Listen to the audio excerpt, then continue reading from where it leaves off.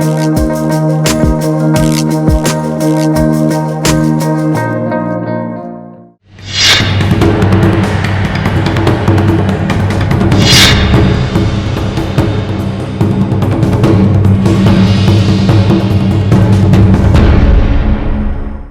मु सुप्रिया राज्यसभा निर्वाचन फलाफल प्रकाश परठारु राजनैतिक पाणीपाग आहुरी अधिक उष्म होईछि कारण राज्यसभा निर्वाचन रे क्रॉस भोटिंग हेबा नीति नेतांकर नैतिकता ए सब उपरे प्रश्न उठिबा एवं किए पूरा प्रसंग रे सूत्रधर किए कार्पटधर किए गोटी किए मोहरा तमाम प्रसंग रे चर्चा विभिन्न प्रकार समीक्षा चली ए संपर्क रे आमे आउ टिके अधिक आलोचना करबा वरिष्ठ समीक्षक विजय साहू अछंती। विजय बाबू स्वागत करुछि आलोचना को।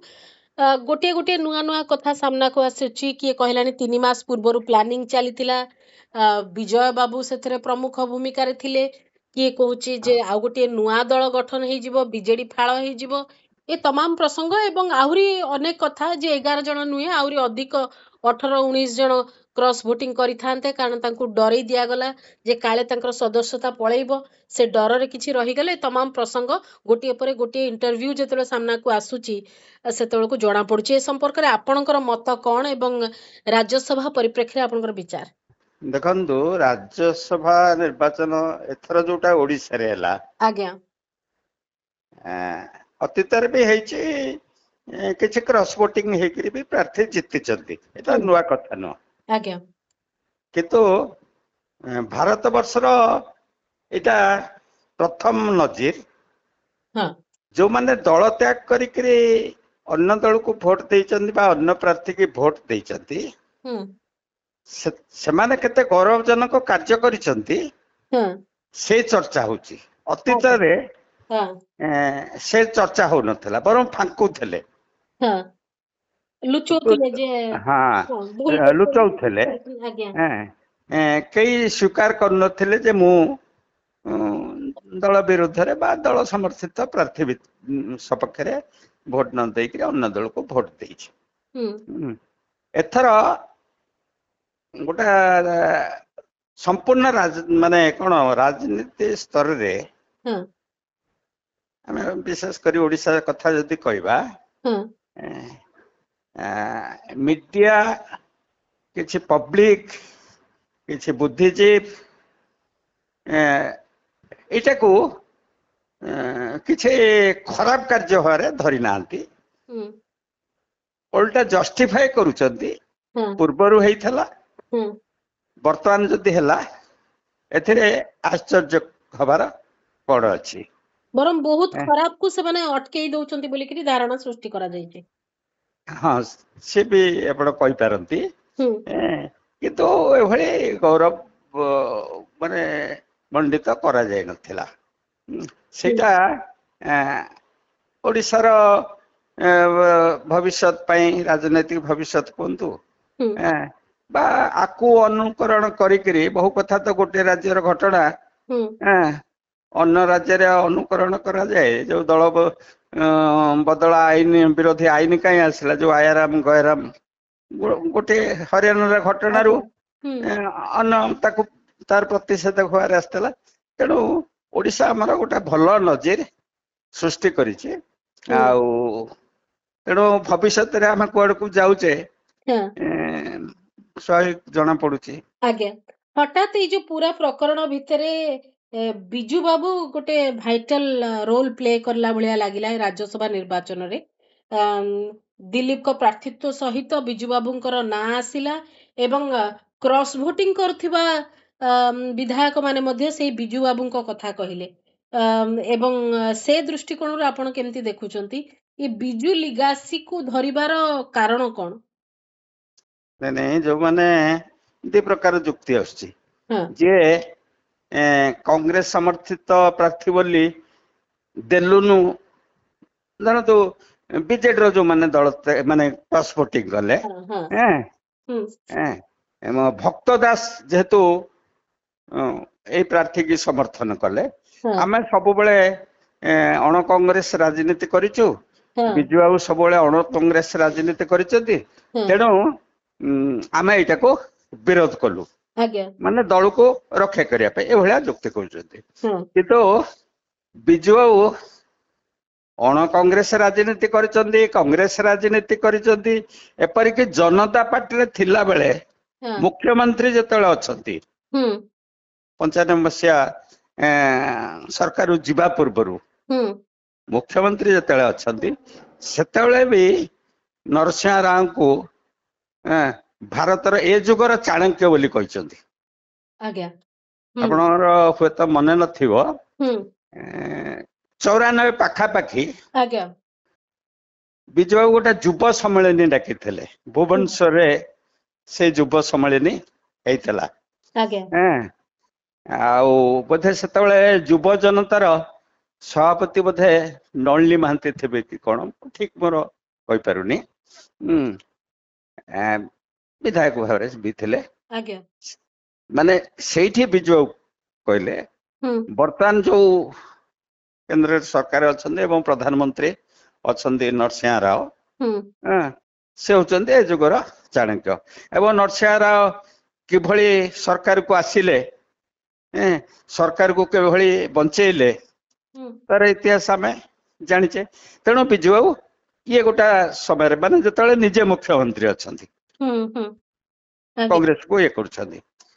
ଆଉ ଟିକେ ପଛକୁ ଯାଉଛି 77 ମସିହା, ହୁଁ ଯୋଉମାନେ ଜୟପ୍ରକାଶ ଆନ୍ଦୋଳନରେ ଥିଲେ, ଜେଲକୁ ଯାଇଛନ୍ତି, ବହୁତ ନିର୍ଯାତନା ହେଇଛନ୍ତି, ଯୋଉମାନେ ଯୁକ୍ତି କରୁଛନ୍ତି, ହୁଁ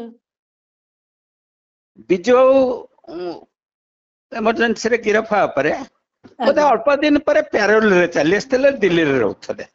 ଆଜ୍ଞା ସେତେବେଳେ କିଏ କଣ ସବୁ ପ୍ୟାରୋଲରେ ଆସିଥିଲେ ଆମେ କହିପାରିବାନି। ବହୁ ହୁଁ ଲୋକ ପ୍ୟାରୋଲରେ ଚାଲି ଆସିଥିଲେ ଏବଂ ଟିକେ ଢିଲା ହେଇଯାଇଥିଲା। ଆଜ୍ଞା ବିଜୁ ବାବୁ ଯେତେବେଳେ ଓଡିଶା ଆସିଲେ, ଆଜ୍ଞା ଇଲେକ୍ସନ ଘୋଷଣା ହବ ଆଶା କରୁଥିଲେ ଯେ ଯେକୌଣସି ସମୟରେ ଇଲେକ୍ସନ ହେଇପାରେ, ଏଇଭଳିଆ ଯେତେବେଳେ ଚର୍ଚ୍ଚା ହଉଥିଲା, ବିଜୁ ବାବୁ ଯୋଉଦିନ ଓଡିଶା ଆସିଲେ, ଏୟାରପୋର୍ଟରେ ଆସିଲେ ପହଞ୍ଚିଲେ, ହଁ ଆମମାନେ ତ ସେତେବେଳେ ଜେପି ମୁଭମେଣ୍ଟ ସହିତ ଓତପ୍ରୋତ ଭାବରେ ଜଡିତ ଥିଲୁ, ଯଦିଓ ଗିରଫ ହେଇନଥିଲୁ। ମାଳତୀ ଚୌଧୁରୀ ଯାଇଥିଲେ ରିସିଭ କରିବା ପାଇଁ ବିଜୁ ବାବୁଙ୍କୁ। ହଁ ବିଜୁ ବାବୁଙ୍କୁ ସେ ପୁଅ ଭଳିଆ ଇଏ କରନ୍ତି, ଫୁଲ ତୋଡା ନେଇକରି ଯାଇଥିଲେ। ବିଜୁ ବାବୁ ସେ ଏୟାରପୋର୍ଟରେ ବିବୃତ୍ତି ଦେଲେ, ହୁଁ ମାନେ ସଞ୍ଜୟ ଗାନ୍ଧୀଙ୍କୁ ବୋଧେ ଗୋଟେ ନବଯୁଗର ଗୋଟା ପ୍ରତୀକ ଏଇଭଳିଆ ଗୋଟା ମାନେ ଆଜ୍ଞା ହାଇଲି ପ୍ରେସ୍ କରିକିରି, ହୁଁ ଏବଂ ଯୋଉ ସଞ୍ଜୟ ଗାନ୍ଧୀ ଇନ୍ଦିରା ଗାନ୍ଧୀ ବଦନାମ ହେବା କ୍ଷେତ୍ରରେ, ଏମର୍ଜେନ୍ସି ପରିସ୍ଥିତିରେ ଅତ୍ୟଧିକ ବଦନାମ ହେବା କ୍ଷେତ୍ରରେ ହୁଁ ଯଦି 90% 95% ଭୂମିକା କାର ଥାଏ, ନଶବନ୍ଦୀକି ନେଇକରି ଆଜ୍ଞା ସଞ୍ଜୟ ଗାନ୍ଧୀଙ୍କର, ଏବଂ ହୁଁ ହୁଁ ହୁଁ କାରଣ ଦିଲ୍ଲୀ ଆପଣ କହିବା କଥା ହଉଛି ଯେ ବିଜୁ ବାବୁ କଂଗ୍ରେସ ସହିତ ବି ରହିଛନ୍ତି, ଜନତା ଦଳ ସହିତ ବି ରହିଛନ୍ତି। ହଁ ଆଜ୍ଞା ହୁଁ ରହିଛନ୍ତି। ହୁଁ ତେଣୁ କିନ୍ତୁ ଗୋଟିଏ କଥା, ସିଏ କେବେ ଏଇ ଯୋଉ ଜନସଂଘ RSS ହଁ ଏଇଟାକୁ କେବେ ସେ ଗ୍ରହଣ କରିନାହାନ୍ତି। ଆଜ୍ଞା ଯଦିଓ ହୁଁ ମାନେ ଜନତା ପାର୍ଟି ଭିତରେ ଗୋଟେ ଗୋଷ୍ଠୀ ବି ହୁଁ ପ୍ରଥମରୁ ଉଦ୍ୟମ କରିଛନ୍ତି ତାକୁ ହୁଁ ସିଆଡକୁ ଢଳେଇବା ପାଇଁ, ଆଜ୍ଞା ହୁଁ ବିଜୁ ବାବୁ କିନ୍ତୁ ସିଆଡକୁ ଓକେ ଯାଇନାହାନ୍ତି। ବରଂ ବିଜେପିର ସେତେବେଳେ ଯୋଉମାନେ କର୍ମକର୍ତ୍ତା କିଛି ଥିଲେ, ଜନତା ପାର୍ଟିକି ଟାଣି ଆଣିଛନ୍ତି, ଆଜ୍ଞା ମିଶେଇ ଦେଇଛନ୍ତି।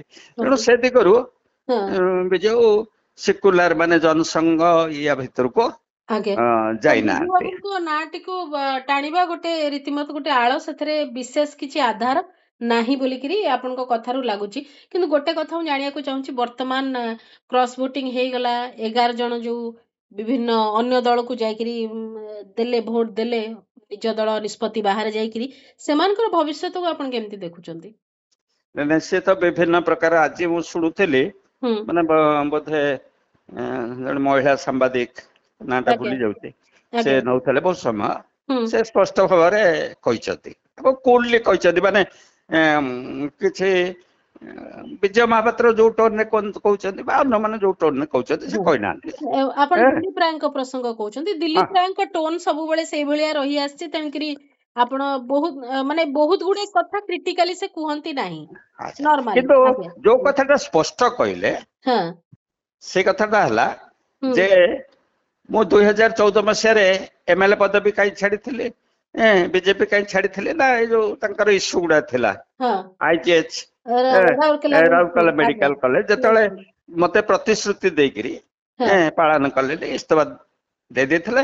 ତେଣୁ ସେ ବିଜେପିରୁ ଓହରି ଯାଇଥିଲେ। ହୁଁ ତାପରେ ତ ବିଜେପି ଜଏନ କରିଥିଲେ। ସେ କହିଲେ 3-4 ମାସ ଆଗରୁ କିଛି ବନ୍ଧୁଙ୍କ ପରାମର୍ଶ କ୍ରମେ ହୁଁ ଏବଂ ବନ୍ଧୁଙ୍କ ନାଁ ବି କହିଲେ, ବିଜୟ ମହାପାତ୍ର ଆଉ 3-4 ଜଣ ହଁ ମଧୁଇ ପ୍ରଭାତଙ୍କ ନାଁ ମଧ୍ୟ କହିଛନ୍ତି ହଁ କହିଲେ ଆଜ୍ଞା ପରାମର୍ଶ କ୍ରମେ ହୁଁ ରାଜ୍ୟସଭାକୁ ଯିବା ଚିନ୍ତା କରିଥିଲି।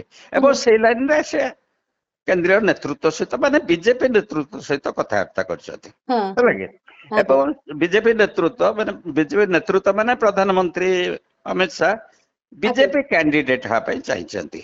ହଁ କିନ୍ତୁ ସେ ଅସୁବିଧାଟା ଦେଖିଛନ୍ତି, ଯଦି ବିଜେପି କ୍ୟାଣ୍ଡିଡେଟ ହୁଏ ତାହେଲେ ହୁଁ ମାନେ ବିଜେଡିର ଯୋଉ ବା କଂଗ୍ରେସର ଯୋଉ କ୍ରସ୍ ସେଟା ଭୋଟିଂ, ସହଜ ହେଇନଥାନ୍ତା ଆଚ୍ଛା, ଆଜ୍ଞା ତାହେଲେ ତାଙ୍କ କଥାଟା ଯଦି ସତ୍ୟ ବୋଲି ଧରିବା, ଆଜ୍ଞା ବର୍ତ୍ତମାନ ସେ ବିଜେପି ମାନେ ସ୍ୱାଧୀନ ପରିଚୟ ସେ ଦଉନାହାନ୍ତି। ହୁଁ ଏପରିକି ତାଙ୍କୁ ଯେତେବେଳେ ପ୍ରଶ୍ନ ପଚାରିଛନ୍ତି ସାମ୍ବାଦିକା ହୁଁ ଯେ ଆପଣ କଣ କରିବେ, ଭବିଷ୍ୟତ କର୍ମସୂଚି କଣ ହୁଁ ଓଡିଶା ପାଇଁ, ସେ ହୁଁ କହିଲେ ଓଡିଶା ବିଶେଷ କିଛି କରିବାର ମୋର ନାହିଁ, କାରଣ ମୋହନ ସରକାର ଯୋଉ କାର୍ଯ୍ୟକ୍ରମ ନେଇଛନ୍ତି ଏବଂ କେନ୍ଦ୍ର ଯୋଉ ଭଳି ଭାବରେ ଟଙ୍କାରେ ପୋତି ଦଉଛି ଓଡିଶାକୁ ବିଭିନ୍ନ ହଁ ସ୍କିମ୍, ହଁ ହଁ ସେଥିରେ ମୁଁ ଆଉ କିଛି ବିଶେଷ ଆଡ କରିପାରିବି ବୋଲି ଭାବୁନି। ହୁଁ ବା ଯୋଉ ମୁଁ କିଛି ଗୋଟେ ସେନାପତି ହେଇକିରି ଅଲଗା କିଛି କରିବି ସେଇଟା ନୁହଁ।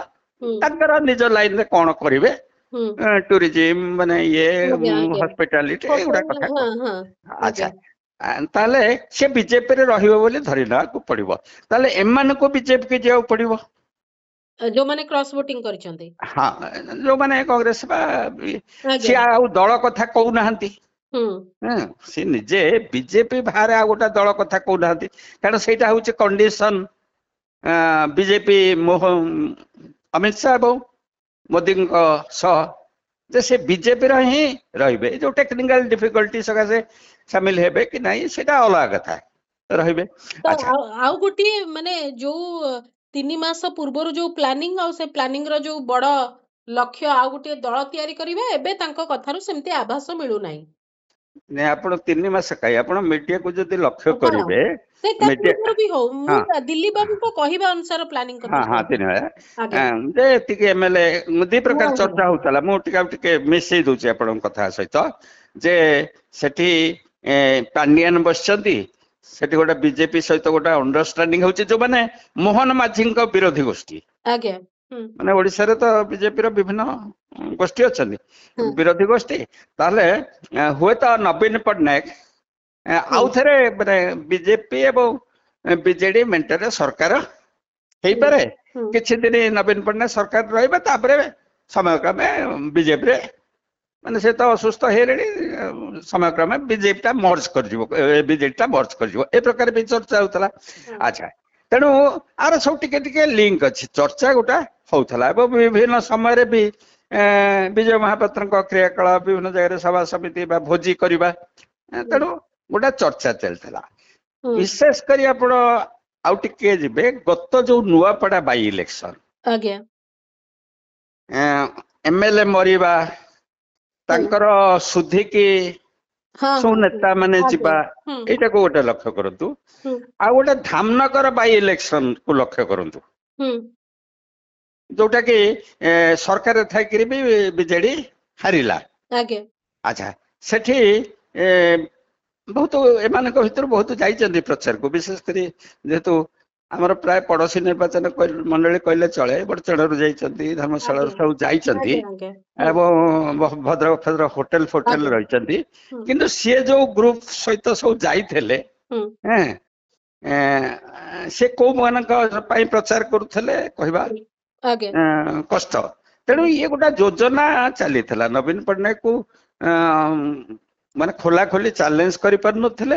ହଁ କିନ୍ତୁ ନାଇଁ, ମୋର ପ୍ରଶ୍ନ ଥିଲା ଯେ ଏଇ ଯୋଜନାଟି ତ କେବଳ ନୁହେଁ ଯେ ଦିଲ୍ଲୀପ ବାବୁ ରାଜ୍ୟସଭା ଯିବେ ବୋଲି, ଏ ଯୋଜନାର ଆକାର ଆଉ ବଡ ଥିବ, ନାଇଁ ତାର ନାଇଁ ବିସ୍ତାର ବି ଥିବ। ହଁ ଦିଲ୍ଲୀପ ବାବୁ ସେ ତାଙ୍କର ସ୍ପଷ୍ଟ କରିଦେଲେ। ହୁଁ ସେ ସରକାର ସହିତ ଅଛନ୍ତି, ମୋହନ ସରକାରଙ୍କ ସହିତ ରହିଛନ୍ତି। ତାଙ୍କର ଯାହା ପ୍ଲାନିଂ ବା ଯୋଉ ରାଜ୍ୟ ପାଇଁ ଯାହା ଯୋଜନା ହଉଛି 100% ସେ ରହିଛନ୍ତି। କେନ୍ଦ୍ରୀୟ ଯାହା ଯୋଜନା ଅନୁଦାନ ଆସୁଛି ତା ସହିତ ରହିଛନ୍ତି, ଅର୍ଥାତ୍ ମୋଦି ସହିତ ରହିଛନ୍ତି, ଅମିତ ଶାହ ସହିତ ରହିଛନ୍ତି।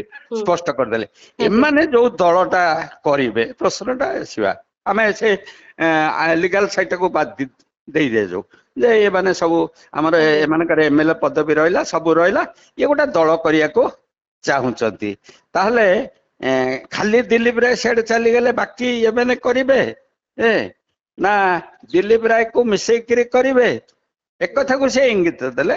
ବିଜୟ ଅଛନ୍ତି, ବିଜୟ ହେଇ ଅଛନ୍ତି, ଅନ୍ୟମାନେ ଅଛନ୍ତି, ସେମାନେ ତାଙ୍କର କଣ ଯୋଜନା କରୁଥିବେ। ବର୍ତ୍ତମାନ ଯୋଜନା ନାହିଁ, ବର୍ତ୍ତମାନ ସେ ବିଜୁ ପଟ୍ଟନାୟକଙ୍କର ବହି ଆତ୍ମଜୀବନୀ ବହି ଉପରେ ସେ କନସେନଟ୍ରେଟ କରୁଥିଲେ। ତେଣୁ କିଛି ସ୍ପଷ୍ଟ ଜଣା ପଡୁନି। ସ୍ପଷ୍ଟ ଜଣା ନ ପଡିବାର କାରଣ ହଉଛି ଗୋଟେ ଘଟଣା ହେଇଗଲା, କିନ୍ତୁ ଯାହା ଆମେ ମାନେ ଡଟେଲ ଲାଇନରେ ଭାବୁ ଯେ ଆପରେ ଏହା ହବ, ସେ ସବୁବେଳେ ହୁଏନି। ହୁଏତ କିଛି କିଛି କାହାର ଅସନ୍ତୋଷ ହଉ, କିଏ ଟଙ୍କା ଦ୍ଵାରା କେନ୍ ଓଭର ହଉ, ଯୋଉଟା ଆମେ ଜାଣିନେ କ୍ରସ୍ ଭୋଟିଂ ହେଇଛି। ହୁଏତ ଦିଲ୍ଲୀପ ରାୟ ଯୋଉ କହୁଥିଲେ ଆହୁରି କିଛି ଥିଲେ, ଏଇଟା ବି ଆମେ ସତ ମାନିଦେବା। କିନ୍ତୁ ପଦବୀ ତ ଛାଡିବା ପାଇଁ କେହି ପ୍ରସ୍ତୁତ ନୁହଁ। ଏବଂ ଭବିଷ୍ୟତ ନିର୍ବାଚନ ବର୍ଷ ହେଇଛି, ଆହୁରି ଅଛି 3 ବର୍ଷ।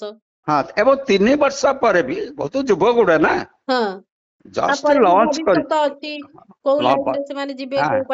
ସେତେବେଳକୁ ବାପା ମାନେ ହୁଏତ ନଥିବେ, ବୟସ ହେଲାଣି, ସିଏ କ୍ୟାରିୟରକୁ ଇଏ କରିବେ। ତେଣୁ 29ର ଗ୍ୟାରେଣ୍ଟି ବି ଦବାକୁ ପଡିବ। ବୁଝିପାରିଲେ କି? ସେଇ ଗ୍ୟାରେଣ୍ଟି କିଏ ଦେଇପାରିବେ? ଯଦି ମାନେ ଦିଲ୍ଲୀପ ରାୟ ସେଇ ଗ୍ୟାରେଣ୍ଟି ଯଦି ବିଜେପି ଦବ ଏ 11 ଜଣଙ୍କୁ, ତାହେଲେ ବିଜେପି ରେ ଥିବା ସ୍ଥାନୀୟ ନେତା କଣ କରିବେ? ନାଇଁ ବିଜେପିରେ ଯଦି ଏ ମିଶିଗଲେ ହୁଏତ ତାଙ୍କୁ କ୍ୟାଣ୍ଡିଡେଟ କରିପାରନ୍ତି, ଏଥିରେ କିଛି ଆଶ୍ଚର୍ଯ୍ୟ ନାହିଁ। ବିଜେପିର ଯୋଉ ଭଳିଆ ସୋଫିଆଙ୍କ ପାଇଁ ତ ତାଙ୍କର ବାପା ଦଳ କରୁଛନ୍ତି। ନାଇଁ ସେ ବି ବିଜେପିରେ ମିଶି ଯାଇପାରନ୍ତି। ଆଚ୍ଛା, ସିଏ ତ କହିଛନ୍ତି କଂଗ୍ରେସ ଟାକୁ ପୁରା ଭାଙ୍ଗିଦେବେ। ଯୋଉ ସୋଫିଆ ବାପା ଆଉ ଇଏ ଯୋଉ ରମେଶ ଜେନା, ସେ କହିଛନ୍ତି କଂଗ୍ରେସ ଟା ପୁରା ଭାଙ୍ଗିଦେବେ। ବୁଝିପାରିଲେ କି? ମାନେ ମଧୁ ଆଉ ଯେମିତି ରାଗିକିରି କଲିକତାରୁ ଚାଲି ଆସିଥିଲେ କଂଗ୍ରେସ ଅଧିବେଶନରୁ, ଯେ ସ୍ୱତନ୍ତ୍ର ଓଡ଼ିଆ ଅଞ୍ଚଳର ଗୋଟେ କେନ୍ଦ୍ରୀକରଣ ପାଇଁ ଯୋଉ ପ୍ରସ୍ତାବ ଗୃହୀତ ହେଲା, ସେଇଠୁ ସେ ରାଗିକି ଚାଲି ଆସିଥିଲେ କଂଗ୍ରେସ ସହିତ ସମ୍ପର୍କ ଯୋଗସୂତ୍ର। ସେମିତି ଏ 2 ଜଣ ରାଗି ଯାଇଛନ୍ତି, ହେଲା କି ପୁରା କଂଗ୍ରେସ ଟାକୁ ଭାଙ୍ଗିଦେବେ।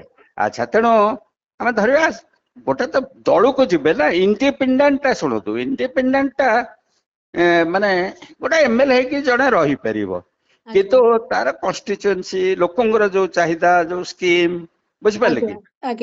ଯିଏ ସରକାର ଥିବ ସବୁବେଳେ ଯେ ଏନକରେଜ କରିବ ତା ନୁହେଁ, କାରଣ ତାଙ୍କର ଅର୍ଗାନାଇଜେସନ ଅଛି ନା, ନିର୍ବାଚିତ ମାନେ ତାଙ୍କର ଚେୟାରମ୍ୟାନ ଥିବେ, ଇଏ ଥିବେ, ସରପଞ୍ଚ ଥିବେ। ତେଣୁ ସେମାନେ କଣ କରିବେ?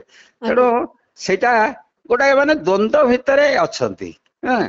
ତେଣୁ ଗୋଟେ ସ୍ଥିର ମସ୍ତିଷ୍କରେ ଏଇ ଯୋଉ ବାରମ୍ବାର ବାଇଟ ନ ଦେଇକିରି, ମୋର ଧାରଣା ଇଏ ଗୋଟେ ବିଧିବଦ୍ଧ ଯୋଜନା କରିବା, କିନ୍ତୁ ଟିକେ ରିଆକ୍ସନ ଗୁଡା ବହୁତ ଅଧିକ ହେଇଯାଉଛି। ହଁ, ଅଧିକ ହେଇଯାଉଛି ଏବଂ ଏ ଅଧିକର କାରଣ ବି ଅଛି। ଏଇଟା ଆଉଟ ଅଫ ନଥିଙ୍ଗ ହଉନି।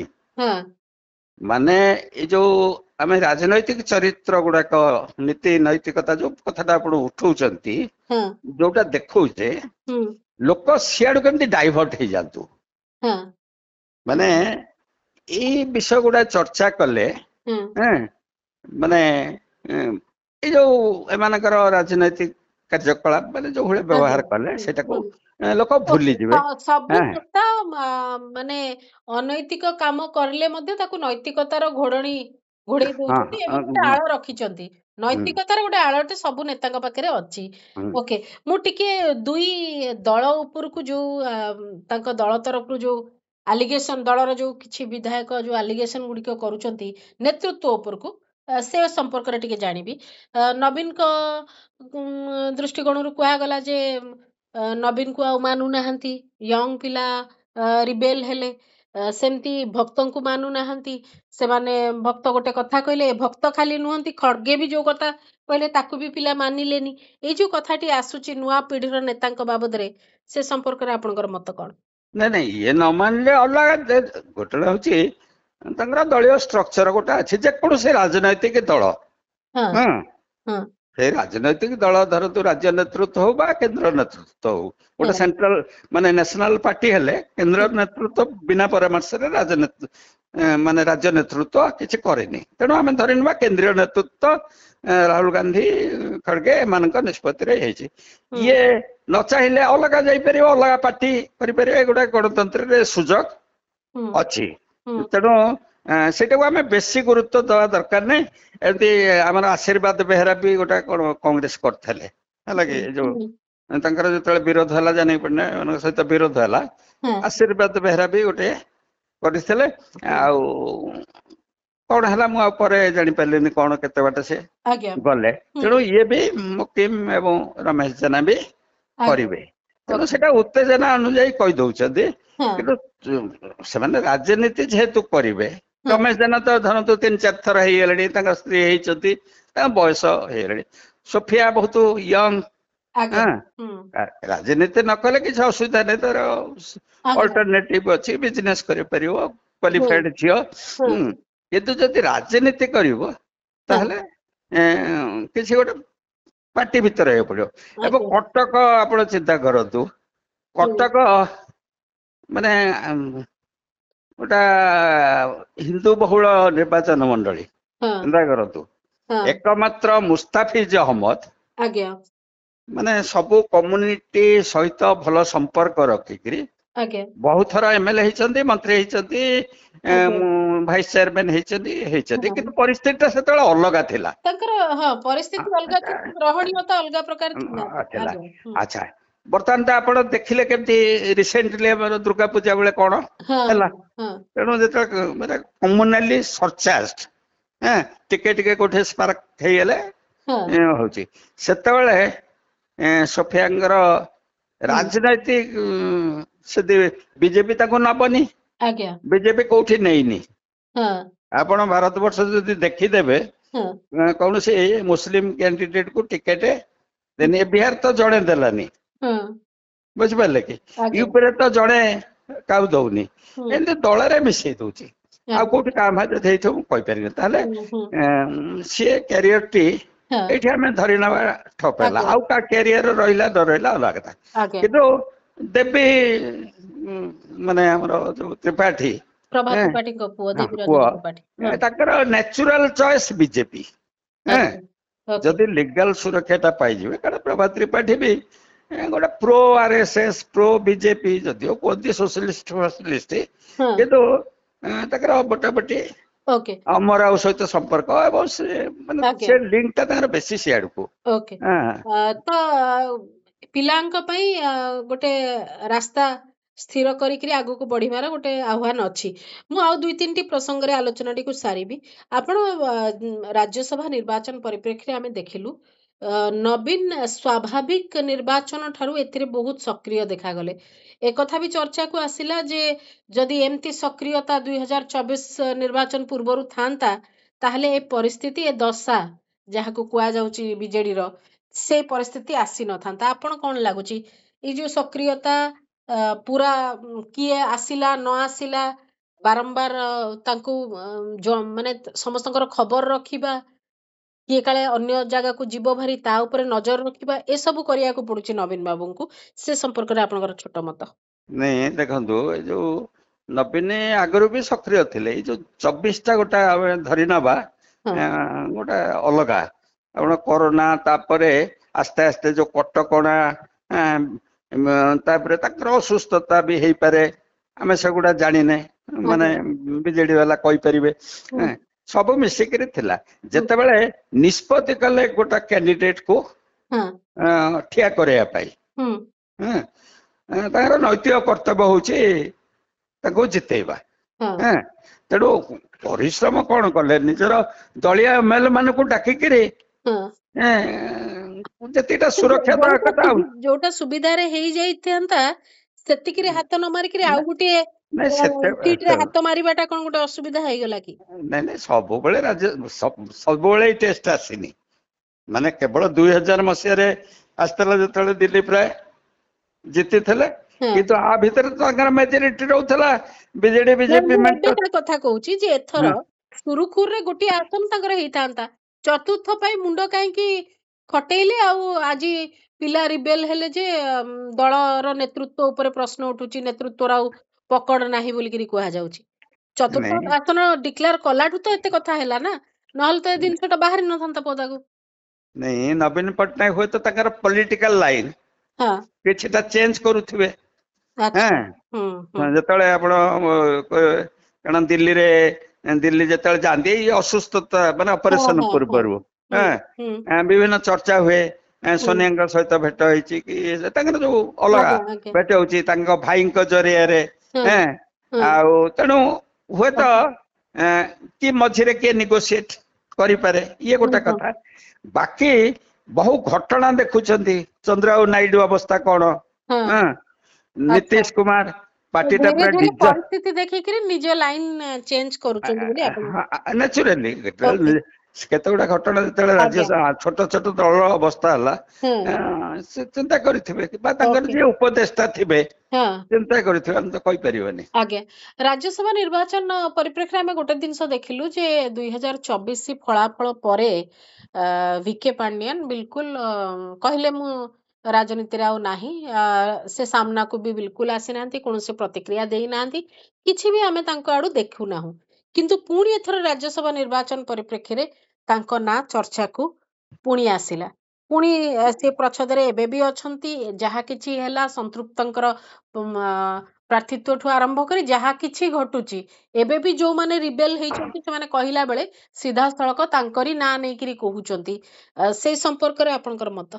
ନାଇଁ, ପ୍ରଥମେ ଯେତେବେଳେ ରାଜ୍ୟସଭା ନିର୍ବାଚନ ହବ, କିଏ ପ୍ରାର୍ଥୀ ହବ, ସେତେବେଳେ ଚର୍ଚ୍ଚା ହେଇଥିଲା ଯେ ଆଙ୍କୁ ହୁଏତ ଆଣିପାରିବେ, ଆଣିପାରନ୍ତି, ସିଏ ନହେଲେ ସୁଜାତା ଆଣିପାରନ୍ତି, ଏଇଭଳିଆ ଗୋଟେ ବିଜେପି ସହିତ ଗୋଟେ ଅଣ୍ଡରଷ୍ଟାଣ୍ଡିଂ ହେଇପାରେ, ବା ବିଜେପିରେ ଗୋଟେ ଥାର୍ଡ କ୍ୟାଣ୍ଡିଡେଟ କୁ ଦେଇ ପାରନ୍ତି। ମାନେ ଅମକ ଶିଳ୍ପପତି ଆସିବେ, ଏପରିକି ବିଜେପିର ଯୋଉ କେନ୍ଦ୍ରୀୟ ସଭାପତି ହେଲେ ନିତିନ ନବୀନଙ୍କ କଥା ବି ଆସିଥିଲା। ଏସବୁ ଚର୍ଚ୍ଚା ହେଇଛି, କିନ୍ତୁ ଯେତେବେଳେ ନମିନେସନ ଇଏ ହେଇଗଲା, ଘଟଣା ସରିଗଲା, ଆଉ ପାଣ୍ଡିଆନ ଚର୍ଚ୍ଚାକୁ ଆସିଲେନି। ବୁଝିପାରିଲେ କି? ଭୋଟ ସରିବା ପରେ ଯେତେବେଳେ ଟ୍ରଷ୍ଟ କଥାଟା ଆସିଲା, ବୁଝିପାରିଲେ କି, ଭୋଟ ସରିଗଲା, ଜିତିଗଲା, ଚାପ୍ଟର ଦି ଏଣ୍ଡେଡ।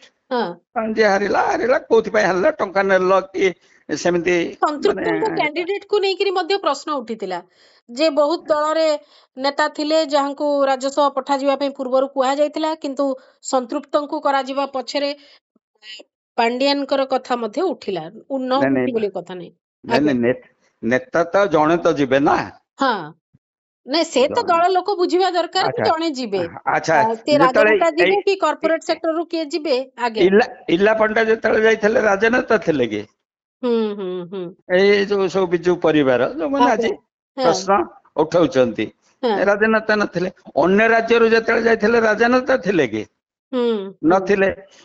ଏଠୁ ବିଜେପିର ବି ମାନେ ରାଜସ୍ଥାନର ନେତା ବି ଏଠୁ ଯାଇଛନ୍ତି, ବିଜେପି କୋଟାରେ ଯାଇଛନ୍ତି, କିନ୍ତୁ ମିଳିତ ସରକାରରେ ଯାଇଛନ୍ତି ନା। ତେଣୁ ଏଇ ବିଜୁ ପରିବାର ବାଲା ଉଠେଇଥିଲେ କି? ତେଣୁ ବହୁତ ପ୍ରକାର ନିଆଯାଇପାରେ, ସେଇଟା ପ୍ରଶ୍ନ ନୁହଁ। ଯାହାକୁ ଦେଇଥିଲେ ବି ଏ ପ୍ରଶ୍ନ ଉଠିଥାନ୍ତା। ଏବଂ ସନ୍ତୃପ୍ତ ମିଶ୍ର ଅପେକ୍ଷା ମିଡିଆରେ ବେଶୀ ଚର୍ଚ୍ଚା ହେଇଛି ଡାକ୍ତର ଦତ୍ତେଶ୍ୱରଙ୍କ ଉପରେ। ସେ କେତେ ଫିସ୍ ନିଅନ୍ତି, ସେ କେମିତି ନିଷ୍ଠୁର, ପୁରୁଣା କେସ୍, ହାଇକୋର୍ଟରେ କୋଉଠି କେସ୍ ହେଇଥିଲା, ଏସବୁ ଆସିଛି। ତେଣୁ ଯାହାକୁ ଦେଇଥିଲେ, ଏପରିକି ପ୍ରଭାତ ତ୍ରିପାଠୀକି ବି ଦେଇଥିଲେ, ତାଙ୍କର ବି କେସ୍ ଆସିଥାନ୍ତା। ପ୍ରଭାତ ବିଶ୍ୱାଳକୁ ଦେଇଥିଲେ ଆସିଥାନ୍ତା, ଅମର ଉଦୟ ଦେଇଥିଲେ, ତାଙ୍କର ବିହନ କେସ୍ ଆସିଥାନ୍ତା, ମଦମୃତ୍ୟୁ କେସ୍ ଆସିଥାନ୍ତା। କାରଣ ସମସ୍ତେ କିଛି ନା କିଛି ଅତୀତରେ ସମସ୍ତଙ୍କ ବିରୁଦ୍ଧରେ କିଛି କିଛି ଅଭିଯୋଗ ଆସିଛି, ଏବଂ ରାଜନୀତି କଲେ ବହୁ ଅଭିଯୋଗ ଆସେ, କିଛି ସତ୍ୟ ଥାଏ, କିଛି ମିଥ୍ୟା ଥାଏ, ହେଲା କି? ତେଣୁ ସେଇଟା ବଡ କଥା ନୁହଁ। କଥା ହଉଛି ଯେ ତମେ ଗୋଟେ କହୁନା ଯେ ଆଞ୍ଚଳିକ ଦଳ ରହିବା ଉଚିତ ନୁହଁ, ନୀତିଗତ ନିଷ୍ପତ୍ତି ଯେ ଓଡିଶାରେ କଂଗ୍ରେସ ରହିବ ଦୁଇଟା ଜାତୀୟ ଦଳ ରହିବେ। ତାହେଲେ ଦଳେ ବିଜେପି କି ଚାଲିଯାଏ, ଦଳେ କଂଗ୍ରେସ କୁ ଚାଲିଯାଏ, ଫ୍ରଣ୍ଟ ଲଢେଇ ହବ, ଆଞ୍ଚଳିକ ଦଳ ହବନି। କିନ୍ତୁ ତାହେଲେ ଯୋଉ ଯୋଉ ପୃଷ୍ଠଭୂମିରେ ଆଞ୍ଚଳିକ ଦଳ ଓଡିଶାରେ ବାରମ୍ବାର ହେଇଛି, ମାନେ କେନ୍ଦ୍ରୀୟ ଅବହେଳା ଏବଂ ଆମର ଯୋଉ ଫେଡେରାଲ ଷ୍ଟ୍ରକ୍ଚର ସେଇଟା ବଞ୍ଚି ରହିବା ଦରକାର।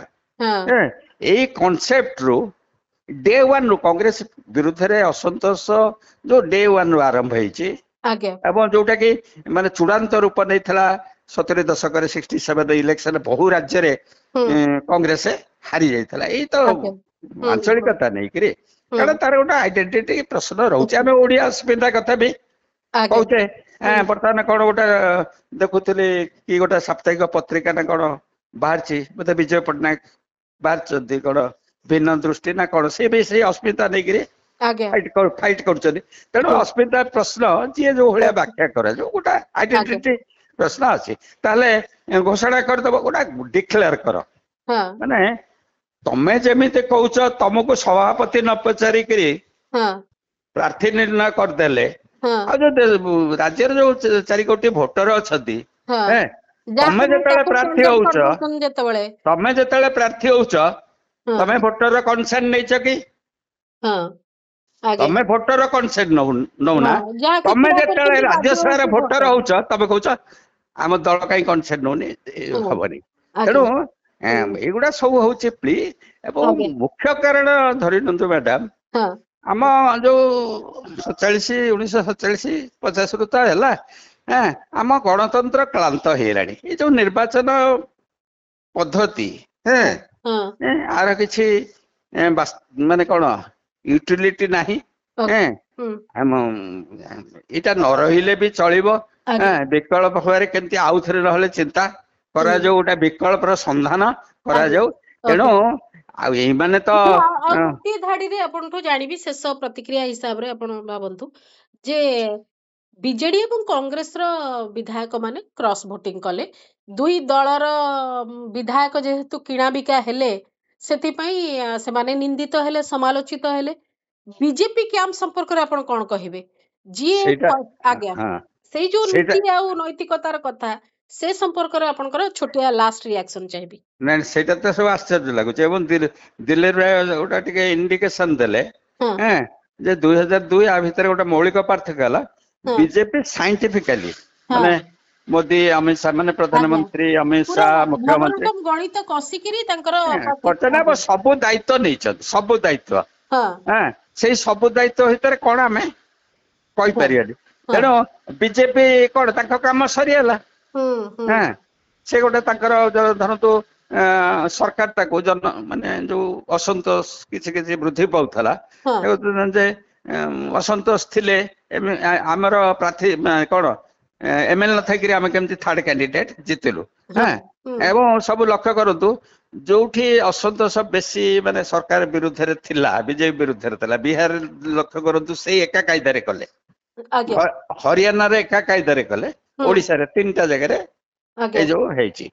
କୋଉଠି କଂଗ୍ରେସ, କୋଉଠି ବିଜେଡି ଭିକ୍ଟିମ ହେଇଛନ୍ତି। ତେଣୁ ବିଜେପି ନୀରବ ରହିଛି ଏବଂ ବେଶୀ କହିଲେ କମିଟମେଣ୍ଟ କଲେ ଅସୁବିଧା, ବୁଝିପାରିଲେ କି?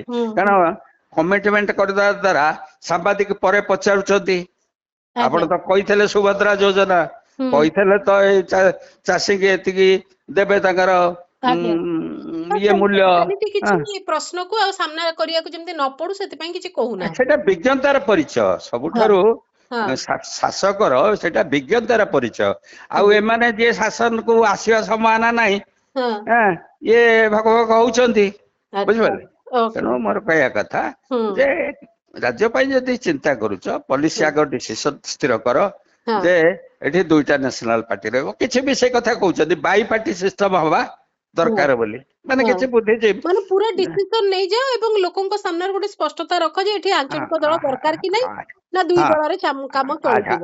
ଆଞ୍ଚଳିକ ଦଳ ଯଦି କରିବାକୁ ଚାହୁଁଛ, 29 ଅଛି, ରିସ୍କ ନିଅ। ଅସନ୍ତୋଷ ଅଛି, ନବୀନ ପଟ୍ଟନାୟକ ଦୁର୍ବଳ ହେଇଗଲେଣି, ପିଲା ମାନୁନାହାନ୍ତି, ପୁରା ରିସ୍କ ନିଅ, କିଛି ଅସୁବିଧା ନାହିଁ। କେନ୍ଦ୍ର ସରକାର ଅଛନ୍ତି, ସୁପ୍ରିମ କୋର୍ଟ ବି ଅଛି, ମାନେ ଏପରିକି ମିଶିଗଲେ ବି ଦଳରେ ସେ କେସ୍ ବିଚାର ହଉ 29 ଚାଲିଯିବ। ଆଜ୍ଞା ଏମଏଲଏ ହେଇ ରହିବ, ଅତୀତରେ ସେମିତି ହେଇଛି। ଆଜ୍ଞା ତେଣୁ ଗୋଟା କିଛି ନ ନେଲେ ହଁ ସେ ଯୋଉ ଭାବୁଛନ୍ତି ସାଧାରଣ ଲୋକ ଭକୁଆ, ଆଙ୍କୁ କିଛି କହିବେନି। ହଁ ସାଧାରଣ ଲୋକ ସବୁ ଜାଣୁଛନ୍ତି ହୁଁ ଏମାନଙ୍କର ଚରିତ୍ର ସମ୍ପର୍କରେ। ମାନେ ସାଧାରଣ ଲୋକ ଆଗରେ ଛୋଟ ହେଇଯାଉଛନ୍ତି, କିଏ ନିଶ୍ଚୟ କହୁ ବା ନ କହୁ। ଆଜ୍ଞା ଏଇଟା ହଉଛି ମୋର ମତ। ନିଶ୍ଚିତ ଭାବରେ ନେତା ନିଜକୁ ବଡ ବୋଲି କହୁଛନ୍ତି, କିନ୍ତୁ ବାସ୍ତବିକ ଭାବରେ ତାଙ୍କର ଆଚରଣ ଉଚ୍ଚାରଣ ତାଙ୍କୁ ଛୋଟ କରୁଛି। ବହୁତ ବହୁତ ଧନ୍ୟବାଦ ବିଜୟ ସାର୍, ଏତିକ ସମୟ ଦେଇଛନ୍ତି ଏବଂ ରାଜ୍ୟସଭା ନିର୍ବାଚନ ପରବର୍ତ୍ତୀ ସମୟର ଯୋଉ ରାଜନୀତି ରହିଛି, ଯୋଉ କ୍ରିୟା ପ୍ରତିକ୍ରିୟା ରହିଛି, ସେ ସମ୍ପର୍କରେ ଆପଣଙ୍କର ମତ ରଖୁଥିଲେ। ଏହି ସ୍ୱତନ୍ତ୍ର ଆଲୋଚନାକୁ ଏଇଠି ରଖୁଛି। ନମସ୍କାର।